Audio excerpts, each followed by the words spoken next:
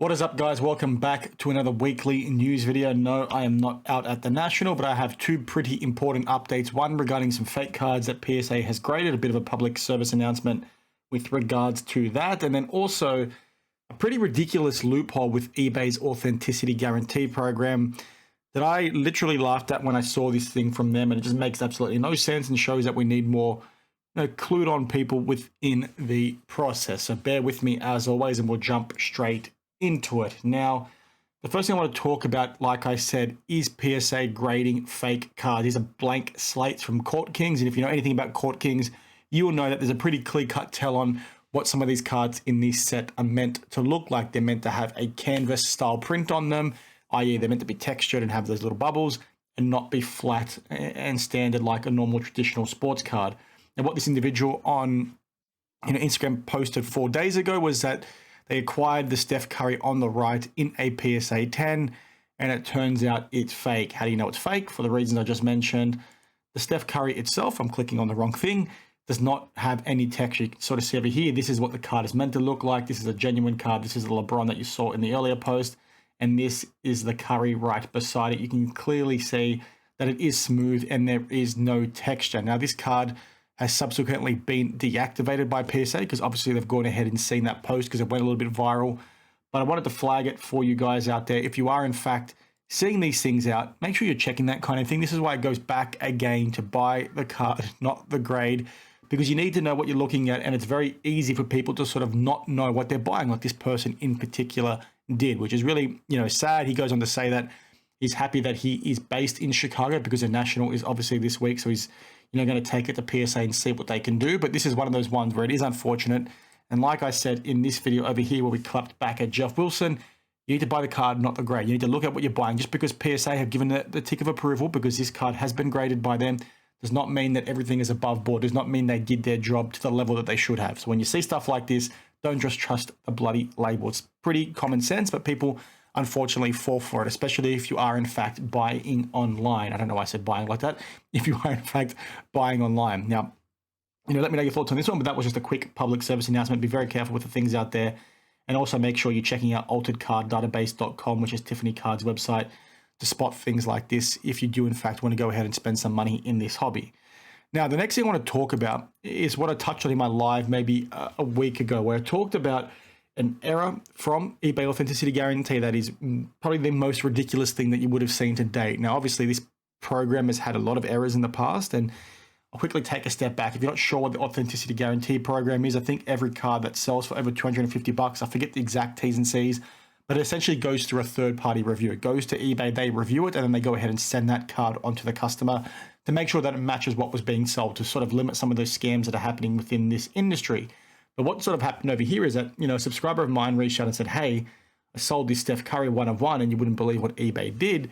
They came out and rejected it. And the reason why they rejected it is because the card says 1-of-1 on the back, but the eBay title and listing said 1-of-1, as in 1/1. So they said it did not match and therefore had to be returned, which is utterly insane and goes to what I said in my live a week ago.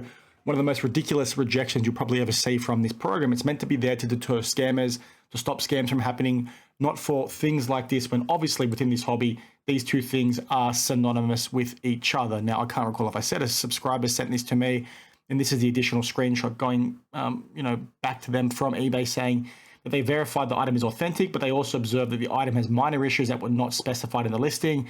The serial number or non-graded certification number on the card received does not match listing.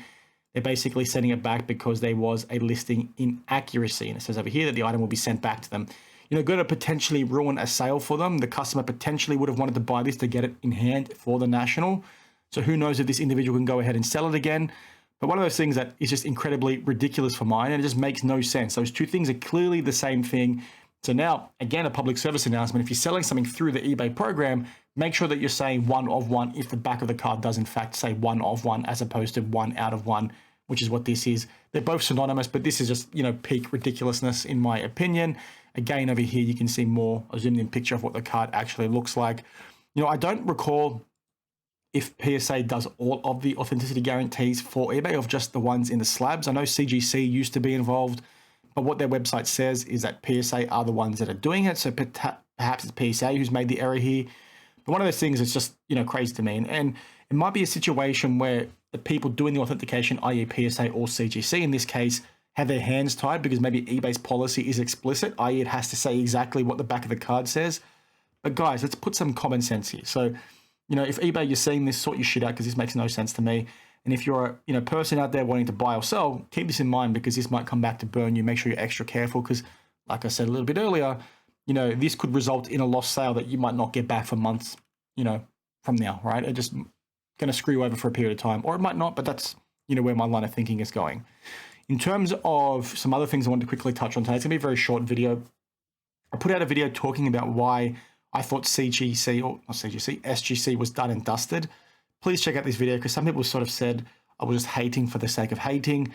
I think the writing is on the wall for SGC. If you're not sure what I'm talking about, basically their president stood down following PSA's decision, or Collectors Universe decision, to turn them into a boutique brand.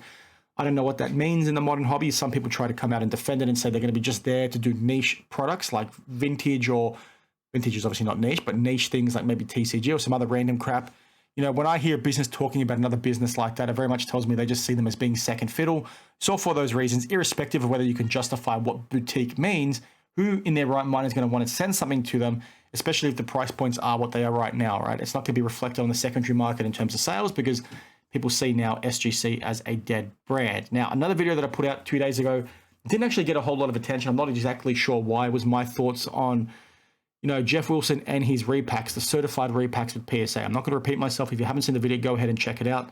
The one key message I wanted to flag and repeat again is that, this thing is a good step in the right direction, right? We need certified repacks. We need businesses to be treating things with a lot more scrutiny than what they have in the past, right? Because you've seen these repacks go out, people get scammed. We need some legitimacy around this process. We need some controls and some robustness around this process.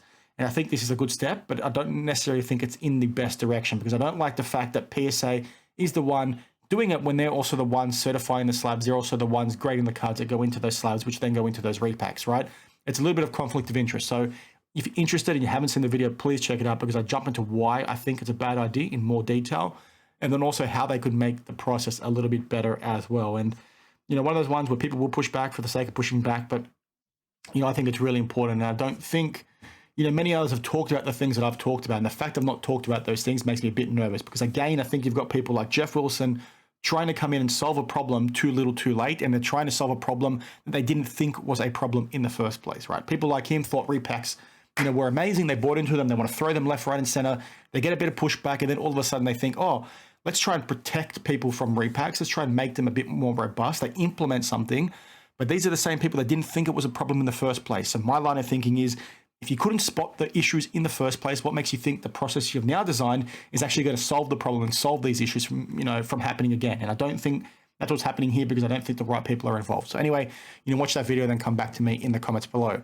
The last thing I want to quickly say is, if you know who has a copy of this card, it's a Zapdos first edition from the original Pokemon set in a PSA 9, please reach out to me. I want to try and pick one up. This is currently for sale on Probstein.